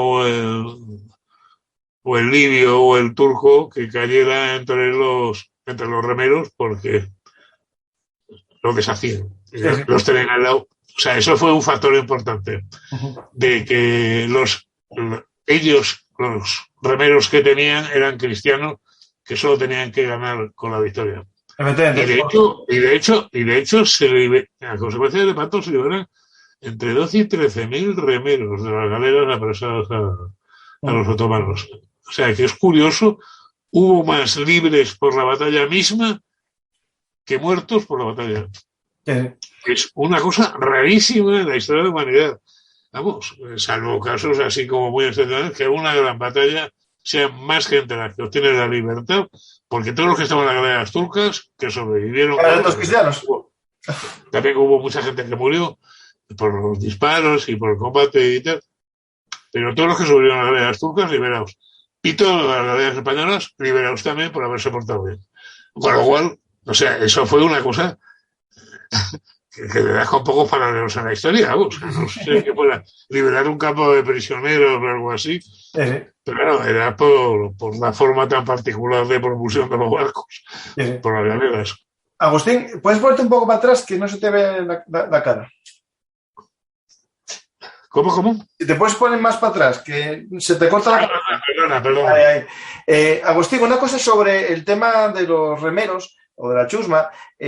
Cuando hablabas de los españoles, les desencadenaron también, ¿no? Para la batalla a los que eran cristianos. Y en el otro lado, leyendo tu libro, dicen que dio orden de que no levantasen cabeza en los combates, es decir, que no intentasen moverse bajo pena de muerte, es decir, los remeros de los turcos, si se movían, los mataban, ¿no? Porque como eran todos cristianos esclavizados o capturados, tenían miedo a que intentasen no remar o que se amotinasen, ¿no? Bueno, lo que hace don Juan, que es muy inteligente, es dejarse de maniobras y tal, irles a buscar a su propia base. Estaba ahí en el Golfo de Lepanto, y con la ventaja de que es un sitio estrecho y no deja hacer muchas maniobras. Claro. No hay sitio materialmente para que los barcos hagan maravillas. Y justamente el único problema es en el lado del mar, donde había más espacio, había más mar y se podía hacer. El ala que manda Andrea Doria, el ala derecha cristiana, que se pone a hacer maniobras con los turcos y por poco pierde hasta la camisa. Sí. Pero lo que a nosotros nos interesaba era el combate frontal, en aguas que estuvieran muy cerradas, que no se pudieran hacer ninguna probabilitura y tal. Incluso hay galeras turcas que se quieren aproximar a la costa para rodear el ala izquierda cristiana, la de Barbarigo, al mando de Veneciano, y no pueden porque no hay agua suficiente. Ese era, en mitad del mar, en mitad de un mar ancho, los turcos hubieran llevado ventaja. La gracia fue irlos a buscar a su base, que no se lo creían, que los cristianos fueran capaces de eso. Y luego eso, la falta de espacio. Es decir, si el enemigo es muy maniobrero, tú no le hagas el juego, no seas tonto. Entonces, eso es lo bueno. Y luego la otra cosa, aparte de la superioridad artillera y de arcabuces, que hemos hablado, don Juan tiene... Doria era un personaje más tradicional, Barbarigo era más un cargo político que un militar o marino excepcional y tal, que lucha muy valientemente y de hecho lo matan y tal. Pero la baza que tenía don Juan era que la retaguardia cristiana, que es la reserva, la mandaba nada menos que don Álvaro de Bazán. Claro. Era un tipo que además, yo siempre, la biografía que publiqué de don Álvaro de Bazán, hay el elogio que le dedica Cervantes en el Quijote, que dice de don Álvaro que era invicto, que era no sé qué tal, y dice una cosa preciosa para ser un soldado. Le llama el padre de los soldados. Sí, que es guapo. Que un soldadillo que además las pasó canutas, que vivieron y tal, diga de su jefe, del jefe supremo, que era el padre de los soldados, que se preocupaba por la gente, de tenerlos bien, de tratarlos bien y de tal. Eso es, para mi gusto, uno de los mejores elogios que se puede hacer en un militar. Porque que gane batallas, sí. Hay muchos. Pero hay muchos que ganan batallas y el soldado pasan de él. Que cuiden del soldado, sí, pero que ganen batallas, tampoco. Pero que gane batallas y que cuide del soldado, eso realmente es excepcional. Sí, sí. Eso realmente es excepcional. De hecho, mira, yo tengo, Agustín, mi único libro que tengo por escrito es uno sobre Cayo Mario, que es un general romano, que era famoso en su tiempo porque le querían mucho a sus soldados porque era uno más, pero después ganaba batallas también. Sí, sí. No, ya ha pasado muchas veces en la historia militar de gente que sabía incentivar al soldado y tal, pero no lo cuidaba. Es verdad. Sí, sí. Que sí, o sea, dice sí, los llevaba a la muerte y a la victoria, pero eso era la victoria y la muerte. Efectivamente, lo que tocase. Punto. Punto. Y eso es una muy buena influencia sobre don Juan, porque lo que he comentado, incluso con gente que no eran soldados, que eran condenados, los pobres que estaban al remo, pues como se han portado bien y han ayudado a la victoria, los pobres de libertad. Sí, o sea, sí. joder, y logró que remasen mucho más. Y logró que remasen a boga muerte. De hecho, tienes un libro sobre Álvaro de Bazán, que recomiendo a la gente, es muy interesante. El libro de Álvaro de Bazán tuyo, Agustín, capitán general del Mar Océano. Océano. Es muy recomendable. Digamos que es uno de los libros que, si queréis conocer la figura de Álvaro Bazán, sí. Es uno de tus más de 40 libros, ¿no, Agustín? Es que no valgo para otra cosa. Hay gente que triunfa en los negocios, triunfa con las mujeres. Yo lo único que valgo es para escribir libros.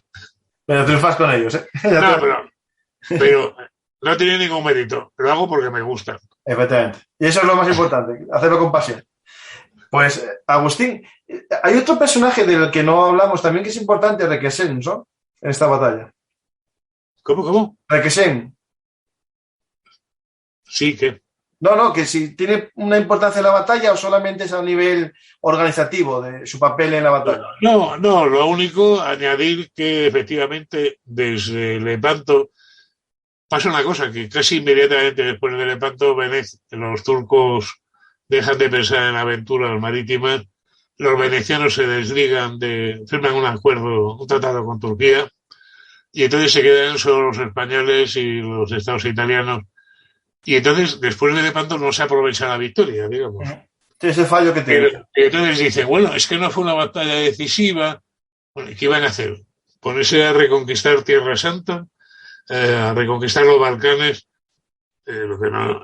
Felipe II encantado, porque en ese mismo tiempo tenía un problema enorme con Francia, que había el peligro que se hiciera protestante, que es cuando están con la guerra civil francesa entre protestantes y católicos. Está la rebelión de los Países Bajos, la rebelión holandesa, y en Inglaterra está Isabel Tudor, que ya le está preparando. Y entonces lo que quiere Felipe II es solucionar el problema del Mediterráneo y ya está, porque tiene otros problemas mucho más cercanos y hasta más peligrosos. Que además se muere el último rey de Portugal, o sea, hay otras. Dice, bueno, lo que me hace gracia, y comento, es que si a Lepanto hubieran empezado desembarcos españoles en Palestina y tal, hubieran dicho que los imperialistas y tal. Y bueno, fue una victoria defensiva. Bueno, pues ole, que fue una victoria defensiva, que no trataba de imponer nada a nadie, sino simplemente defenderse. Eso es muy bueno, ¿no? No, es una defensa, sí. De hecho... Pero que me hace gracia que muchas veces sacan categorías morales en la historia diciendo que actúan bajo principios, que mentira, actúan bajo intereses. En la guerra de Crimea, Francia, Inglaterra, el Piamonte y tal declaran la guerra a Rusia porque Rusia va contra el Imperio Otomano. Hay que ver qué mala es Rusia, la Rusia de los zares. Pero en 1914 destrozan el Imperio Otomano y lo parten en 14.000 trocitos y está muy bien hecho. Sí, lo mismo. O sea, bueno, no es lo que se haga, no, sino quién lo hace, ¿no? ¿Quién va a sacar el beneficio del asunto, ¿no? Pero que me hace gracia porque muchas veces se ponen tremendos a hablar de principios morales y de derecho y de no sé qué y tal. Y decir, bueno, si lo hacemos nosotros está bien, y si lo hacemos los demás está mal, ¿no? Vale, ya os sigo la idea. Ya. Es que me hace gracia porque es eso, que con 50 años de diferencia, poco más, cuando los rusos en su expansión hacia el sur se meten con el Imperio Otomano, malísimos. Pero cuando 50 años después, en 1914, el Imperio Otomano se alía con los alemanes, no. Malísimos nosotros. Se puede hacer cualquier cosa con él, ¿no? Bueno, es que... Pues una cosa que leí, no me acuerdo en qué libro exactamente, no sé si fue el tuyo el de los corsarios españoles, creo que fue ahí, me parece. Sí. En ese libro hablas que justo después de esta batalla, poco después, se empieza a desmantelar gran parte de esta armada de galeras, ¿no? Por el coste que tenía y se reduce el tamaño mucho, ¿no? Que sí. ¿No? Y además, justamente en el libro de corsarios habló de uno de los corsarios más famosos del Mediterráneo, que es el capitán Alonso de Contreras, que se hace la fama y la riqueza haciendo de corsario por el Egeo, cuando toda Grecia y todo lo de alrededor era turco, porque ya los turcos no son ni sombra de lo que eran por el mar. Y él lo hace con una fragatilla que van 40 tíos y hace presas en el Egeo y se acerca hasta Constantinopla y tal, y sin ningún problema. Cuando eso, 30 años antes, hubiera sido un suicidio, vamos, o sea, se lo comen crudo, a él y a su barquito. Y sin embargo, ¿por qué? Porque ellos se han desinteresado, han descubierto que eso no es lo suyo. Entonces, bueno, en una postura defensiva, ya hay montones de batallas y de cosas que lo muestran muy claramente, que en el siglo XVII, en el mar, los otomanos, y eso, en las únicas intentonas los hacen por tierra y en Centro Europa. No se atreven a intentar nada ya por el Mediterráneo tal. Y cuando se atreven alguna vez en el siglo XVII o salen escaldados, incluso cuando está Venecia sola. Incluso cuando está, o sea, ya Venecia sola es capaz de hacer el frente. ¿Por qué? Porque ya no son lo que no son el enemigo que sí, que no es que fuera un vuelco, que estamos también muy acostumbrados, me imagino que por las guerras del siglo XX y tal, a que las batallas tienen que ser unos auténticos vuelcos a la situación, pero durante muchísimos años la historia de la humanidad ha habido batallas que han sido decisivas sin implicar que un bando sustituye al otro o lo expulsa del mundo mundial o tal. No, es algo mucho más complicado y tal, que hay veces, yo qué sé, Napoleón fracasó en Rusia y no por eso Rusia un tiempo se convirtió en la gran potencia europea, tampoco. O sea, que las cosas son algo más complicadas que todo eso. Y sobre todo, además, que en el caso de España, después de Lepanto, es que tenía conflictos en todo el mundo. En todo el mundo. Que hay una cosa que no se recuerda, lo dejé escrito también, que llegó a haber galeras españolas en Filipinas para luchar contra los piratas chinos y japoneses. Pero galeras de remos. Era una cosa alucinante, pero claro, es que sus barcos eran de remos y para perseguirlos un velero no les alcanzaba. Y en Filipinas, con todas las islas que hay, las bahías que hay, pues es mejor. Es que es la táctica elemental de galera, es si te persigue un velero, mira a ver dónde está el viento. Y tú navega contra el viento. El velero se queda atrás. O sea, claro. O sea, que es por lo que existen las galeras hasta prácticamente Napoleón. Porque para perseguir una galera argelina o berberisca o tal, había que tener otra galera. Hasta que no llega el vapor con un velero, hasta los jabeques de Barcelona de fines del 18 iban con propulsión mixta, iban con velas, pero iban con remos. Ya no llevaban forzados, eran solo para las maniobras, para un momento de tal y cual. Y las fragatas de toda Europa hasta mediados del 18 siguen llevando remos auxiliares por si las moscas. Porque si no, el otro truco era tener que echar los botes al agua con sogas y remolcar al barco. Y claro, eso, cuando lo querías hacer, pues ya el enemigo ya había dado la vuelta al mundo como el Cano. Sí. O sea, no era práctico. Esa es otra ventaja de las galeras en las operaciones del Mediterráneo. Como tenía muy poquito calado, muy poquito casco sumergido, las galeras eran ideales para un desembarco anfibio. Sí, para acercarse mucho a la costa y nada de tener que poner a los tíos en barcas y transbordarlos y que no se fueran acercando, no. La misma galera podía llegar a la playa y dejar a los tíos muy cerquita de la playa que pudieran.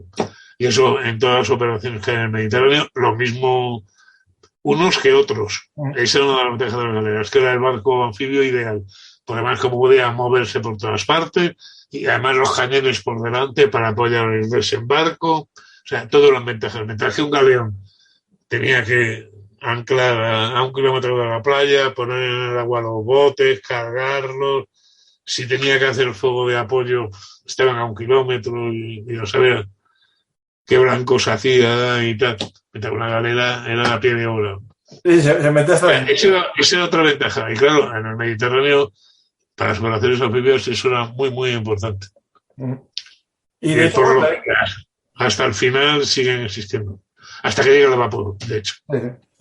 De hecho, bueno, en España las atarazanas de Sevilla y las atarazanas de Barcelona estaban casi, bueno, no digo especializadas la de Sevilla, pero en Barcelona hay cosas similares.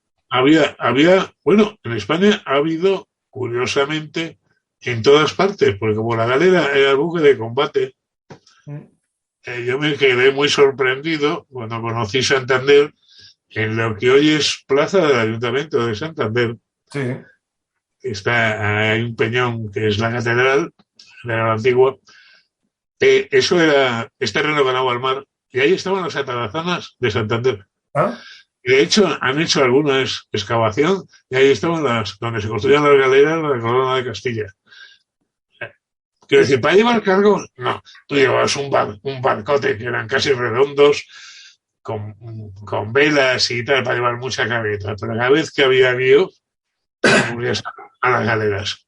Y de hecho, hay otra cosa graciosa, tan claro tenía la gente que las galeras eran el buque de guerra por excelencia, que no nos damos cuenta de que incluso en español se decía galera en el siglo XVI o galea, sin R, galea. Nos damos cuenta de que el buque de guerra que la sustituye es el galeón. Sí, claro, sí.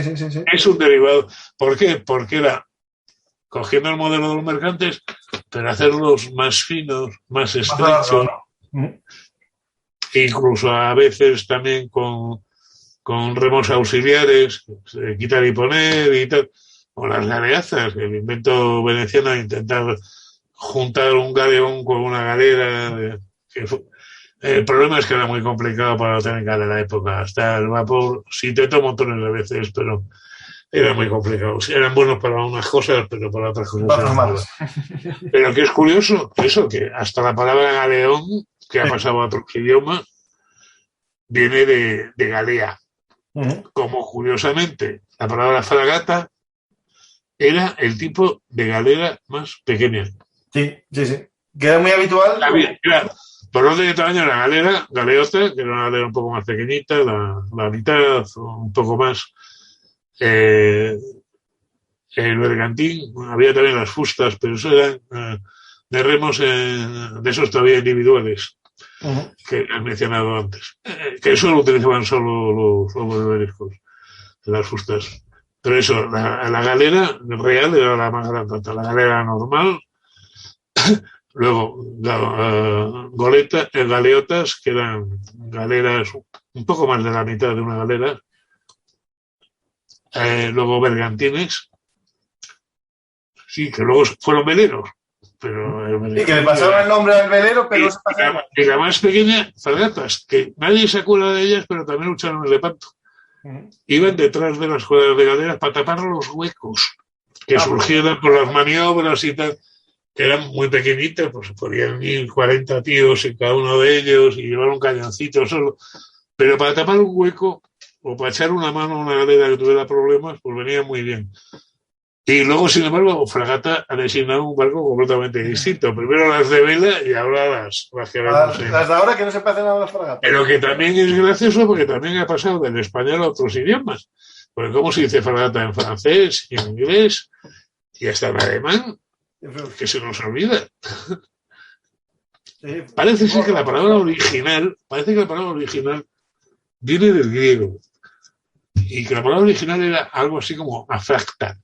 Es decir, sin cubierta, que era un bote sin tener una cubierta. Pero las lenguas castellanas lo deformaron y lo de afracta se convirtió en fragata. Y fragata, que empezó siendo una galera pequeñita, la más pequeña de todas, pues resulta que ahora no, hermosas fragatas de vela y ahora las fragatas lanzamisiles. Sí, que, no se parecerá en cuanto a la movilidad o el factor táctico, no lo sé, pero no se parece en nada. Pero bueno, eso se pasa muchas veces. A mí siempre me hace mucha gracia porque nosotros no lo hicimos, ¿no? Pero en Portugal las armas el fusil del soldado lo siguen llamando espingarda. En portugués el fusil del soldado sigue siendo espingarda. Nosotros no. Cogimos la voz francesa, el fusil es francés. Y el rifle en británico. Sí. Pero ellos no siguieron con la antigua palabra, la espingarda. Dame el arcabuz. Todavía lo dice. Pues molaría, dame el arcabuz Femen. Bueno, pero que es muy gracioso. Todas estas cosas de tradiciones y de cultura militar, como comentaba antes, de las voces de mando. Sí. O tal, que son muy graciosas porque te descubren un poco cómo ha sido la historia y cómo se han copiado unos a otros y cómo, o de dónde han venido las influencias o tal que. Y por ahí a veces se sacan también cosas interesantes y tal. No, a mí me gustan mucho esas anécdotas y esas palabras, ¿no? Mucha gente que usa la palabra chusma pues no sabe que viene de estos remeros. Efectivamente, la chusma en conjunto de los remeros. Que también viene de italiano, chusma, me parece que es escrito con I, no con che. Claro, ellos ciu pronuncian chu. Sí. Entonces, pues ya está. Pues para otro. Está claro, pero lo que te digo, que en el Quijote está trufado de palabras italianas. Sí.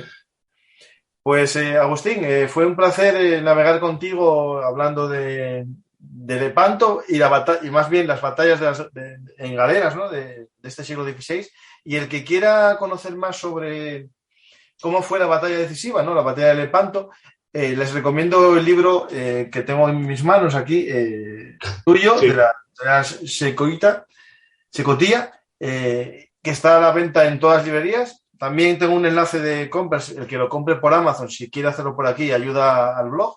Y nada más, yo creo que después de acabar el programa me pondré en contacto contigo para una cita, para el siguiente programa, que hablaremos de otro libro tuyo que tengas ya ahí en mente o en capilla, o el último que hayas publicado. Que sí. Estamos en contacto además, pues encantado.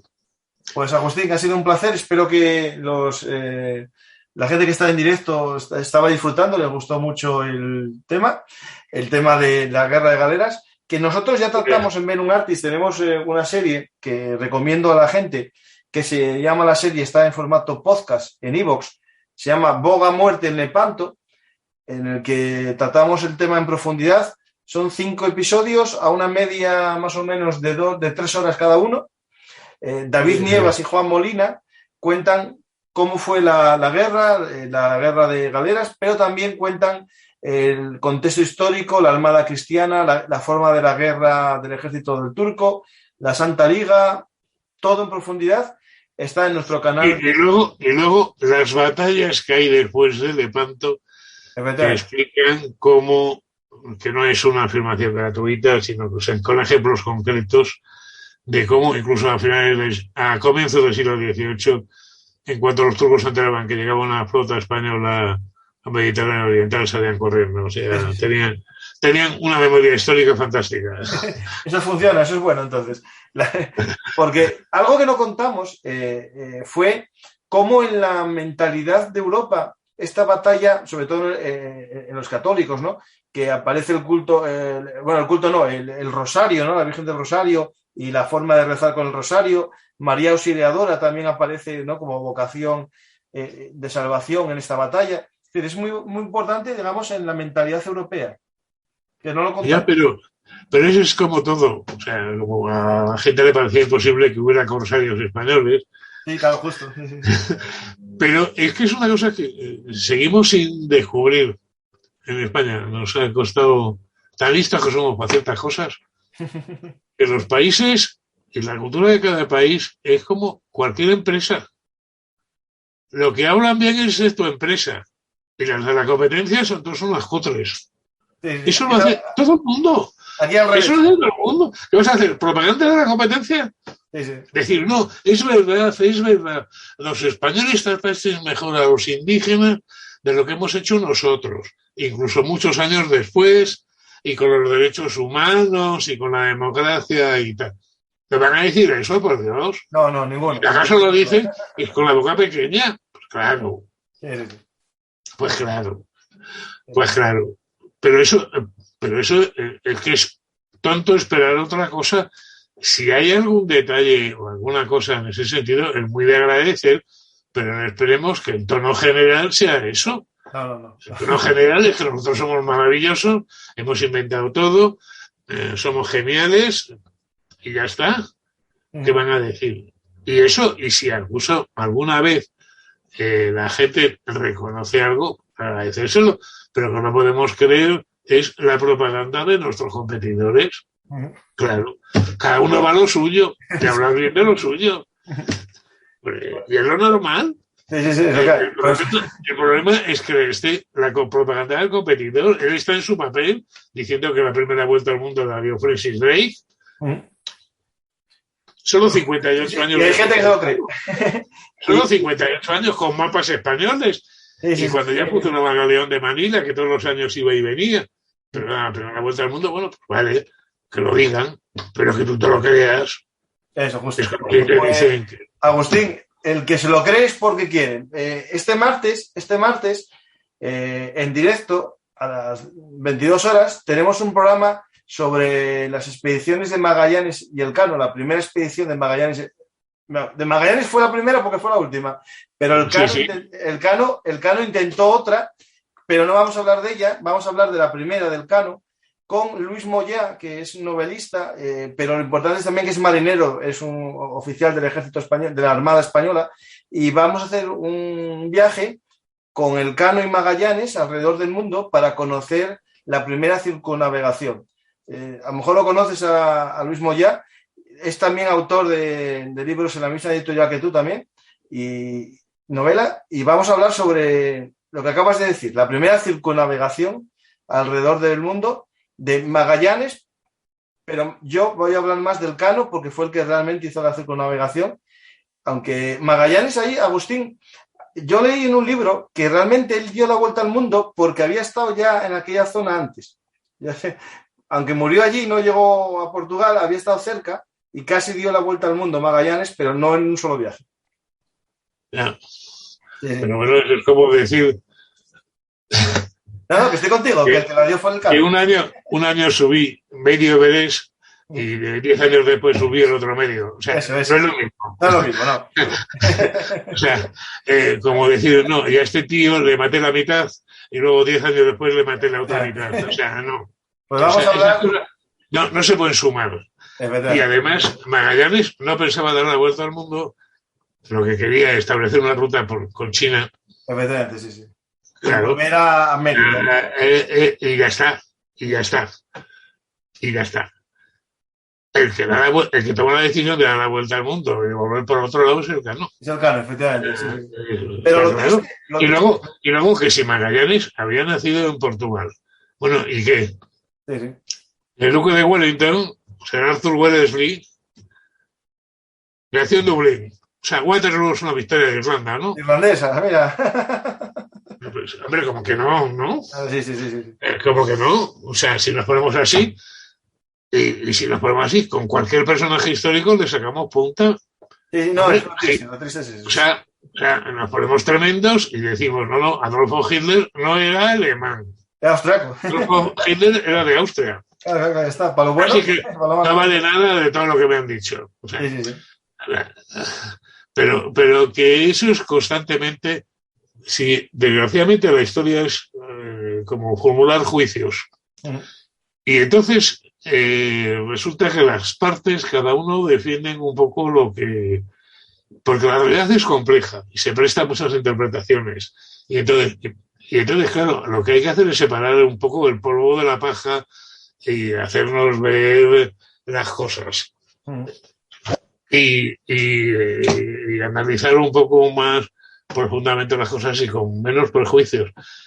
En todos los sentidos. Lo que he dicho antes, bueno, Lepanto no fue una victoria decisiva porque no conquistó Oriente Medio. Y si hubiera conquistado Oriente Medio, hubiéramos sido unos salvajes imperialistas que, bueno... No, porque hubiese cambiado la historia, a lo mejor nadie se planteaba... Es que bueno, ¿cómo es? Entonces, pues nada, es por un lado ser más cauto y por otro lado, pues eso, pero al mismo tiempo descubrir eso, que cada país tiene su honrilla. Claro, no, justo, sí. Cada país tiene su honrilla, cada uno quiere presumir de sus cosas y tal.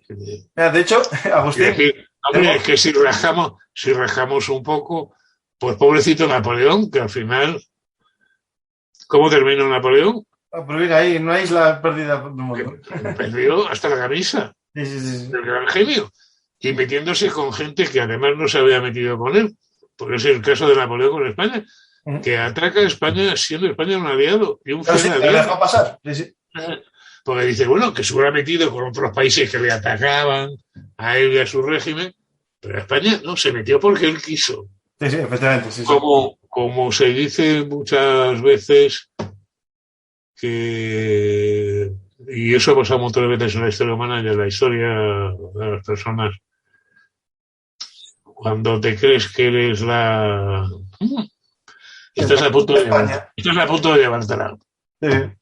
Cuando uno se cree ya triunfador, invencible, Júpiter, tonante, y cuidado, macho, que estás a punto de llevarte una buena torta. Y siempre, qué raro es que falle ese principio. Sí. Mientras que el que sabe parar, que dice, ya tengo bastante, ya tengo más de lo que puedo digerir. Ya, vale, punto. Sí. Eso sí. Ese, que es curioso, dura mucho más. Y al final el éxito tal, mientras que el otro...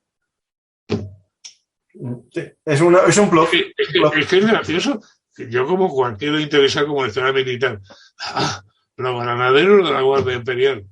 Los granaderos de la Guardia Imperial que terminan con un desastre espantoso en Waterloo y que han durado 11 añitos. Pero los tercios que han durado 150 años, eso es una chorrada que no tiene ninguna importancia. Sí, cada uno presume de lo que puede. Cada uno, sí, justo, sí. Yo prefiero presumir de 150 años que no de 11. No, evidente. Por ejemplo. Sí. Pues Agustín, ha sido un placer como siempre hablar contigo y disfrutar de la historia. Como ya sabes dónde estoy, pues a ver que quieras que hable mal de alguien, yo encantado. Vale, pues perfecto. Ya te voy a mandar yo el calendario que tengo para el mes de junio, porque ya tengo todo ocupado hasta junio. Bueno, es que yo también ando con 500.000 encargos de escribir, pero bueno, tú... Sacamos tiempo. Tú tiéntame. Eso. Caigo en el pecado. Vale. Pues nada, Agustín, encantado de volver a hablar contigo. Esta vez viajamos en el tiempo a Lepanto, pero el que quiera conocer más programas de Bellum Artis con Agustín, tenemos uno sobre los corsarios y después en formato podcast, en iVoox, tenemos los mismos, pero también tenemos uno que era Barcos con Honra, sobre la Armada Isabel II de España y cómo se intentó reconstruir la flota a mediados del siglo XIX. que sí, que lo que tú quieras. Tú pásame un listado, pero tienes mi correo, ¿no? Sí. No Es que como siempre me lo mandas por la mensajería de Twitter, por el Messenger. Vale. Es que el correo normal te deja explicarte mejor. Vale, perfecto. Eso hablamos después tú y yo. Y entonces tú me lo propones y si me puedo apuntar. Estoy muy liado de trabajo, pero si me puedo apuntar algo, pues encantado. Vale. Lo primero que hablamos después del día y después ya hablemos del contenido. Vale. Pues seguimos en directo y vamos a despedirnos de los oyentes y explicaros que si os ha gustado este programa. Si es que queda alguno vivo. Sí, quedan. Están todos los que estaban y alguno más. Aguantaron. Como campeones, remando el barco ahí. Mientras tú y yo vamos disfrutando de las vistas. Que remen, que paso están. Eso es valor heroico. Sí, la verdad que sí. Aguantar ese chaparrón. Sí. Gracias a todos los que estáis escuchando y disfrutando de la historia juntos y haciendo preguntas también y participando con cosas que yo fui soltando a lo largo del programa. Eran comentarios y preguntas que estaban allí en el programa. Me preguntan una, Agustín, que sí que creo que me la puedes contestar. ¿Cómo eran las galeras de Filipinas? ¿Eran idénticas a las del Mediterráneo o tenían algún diseño distinto o no se sabe nada de ellas? Las galeras de Filipinas. ¿Cómo? ¿Cómo eran las galeras de Filipinas? ¿Si eran iguales que las del Mediterráneo? Básicamente sí. Lo que curiosamente cambiaba eran un poco más ligeritas porque tampoco el enemigo era galeras turcas grandotas y tal. Pero curiosamente lo que cambiaba, ¿sabes qué era? Okay. Los remeros eran sangleyes, emigrantes chinos. Ah, vale, sí, los ingleses que están, sí, que hay muchos en Manila, justo, sí, vale, claro. Es curioso, porque, pero de todas maneras, en Filipinas pasó una cosa muy curiosa que no pasó en América, que en Filipinas, como son como 7.000 islas, los indígenas sí que tenían tradiciones marineras y sí que sabían navegar, pero para el trabajo pesado, como que no. Se utilizaba más a los emigrantes chinos, que la verdad es que la colonización española de Filipinas se dice el galeón de Manila, pero la verdad es que los productos del galeón de Manila eran chinos. Eran chinos todos, sí. Y muchas de las cosas que se hace en China, en Filipinas, son emigrantes chinos. Sí, de toda la vida. O sea, es una conexión ahí muy importante. Era muy gracioso. O sea, es una historia que me encanta contar. Que curiosamente la civilización china, el problema que tenía para el comercio es que no le interesaban los productos europeos. No, solo la plata. Ellos tenían sus propios tejidos, sus propios cacharros, no les interesaba nada. Lo único que les interesaba, que les dimos en español, y por eso traíamos los mantones de Manila, que no eran de Manila, eran chinos, y por eso el jade, la porcelana y tal. Eran las monedas de plata, lo que les faltaba era dinero efectivo. Y de hecho todavía hay hallazgos arqueológicos en China de pucheros de barro llenos de reales de 8 españoles. Sí. Que es el origen del yuan y de la moneda china y tal. Porque no les interesaba ninguna mercancía europea. Ellos tenían su propia artesanía, su propia industria y no. Y entonces lo único que les conseguimos meter, y que todavía queda, es la moneda de plata, la plata de la Nueva España, claro. Ese es otro motivo por el que el galeón de Manila iba a Acapulco. Dice aquí un comentario, ya para ir acabando, uno de los que están viendo el programa, dice: España les daba plata, los ingleses opio. ¿Por qué? No, que España les dábamos plata y los ingleses les dieron opio a los chinos. Opio. Ah, bueno, sí, claro. Eso es los ejemplos del humanitarismo, del progreso. Y además, como no se dejaba vender opio, pues declararon la guerra y le bombardearon los puertos y las ciudades para que el Estado chino aceptara comprar opio. Es una de las lecciones más mejores de la humanidad. Pero bueno, eso es como todo. Pues Agustín, muchas gracias por todo, muchas gracias a ti. Final, que era una pregunta que se me había escapado y mira, ya está respondida. Y muchas gracias, y a los oyentes, ya sabéis, si os ha gustado este programa, darle me gusta, compartirlo en vuestras redes sociales y si podéis hablar con vuestros amigos de que existe un programa que se llama Bellum Artis en formato YouTube o en podcast, pues ya sabéis, está ahí a disposición de todos. El que quiera aprender lo tiene fácil, tiene libros, pero también tiene canales de internet, de YouTube, para escuchar y aprender historia. En este caso, historia de España y historia del Mediterráneo y historia de Europa con la batalla de Lepanto, la batalla decisiva. Muchas gracias a todos y hasta la próxima Historia Hablada. Muchas gracias y buenas noches. Como ya sabéis, nos podéis invitar a un café en nuestro sistema de micromecenazgo en patreon.com/Bellum Artis. Si os ha gustado esta Historia Hablada, ya sabéis.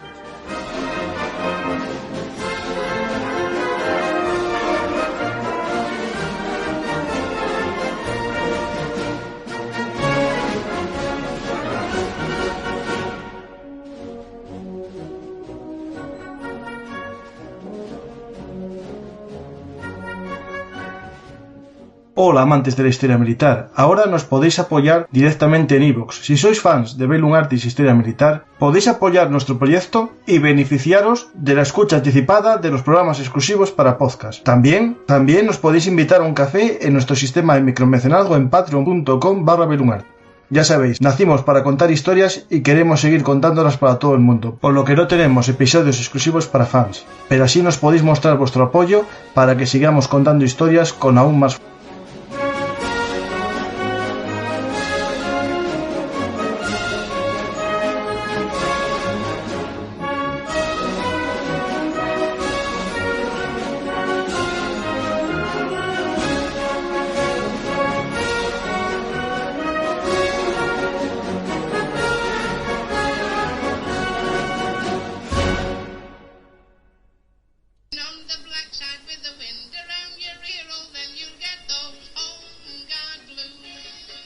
Ya sabéis, Bellum Artis, Historia Militar, es historia hablada. Estamos como siempre en todas las redes sociales, pero recordar, ahora nuestra dirección es bellumartishistoriamilitar.blogspot.com. No os olvidéis, Bellum Artis es el blog de la historia militar. Muchas gracias.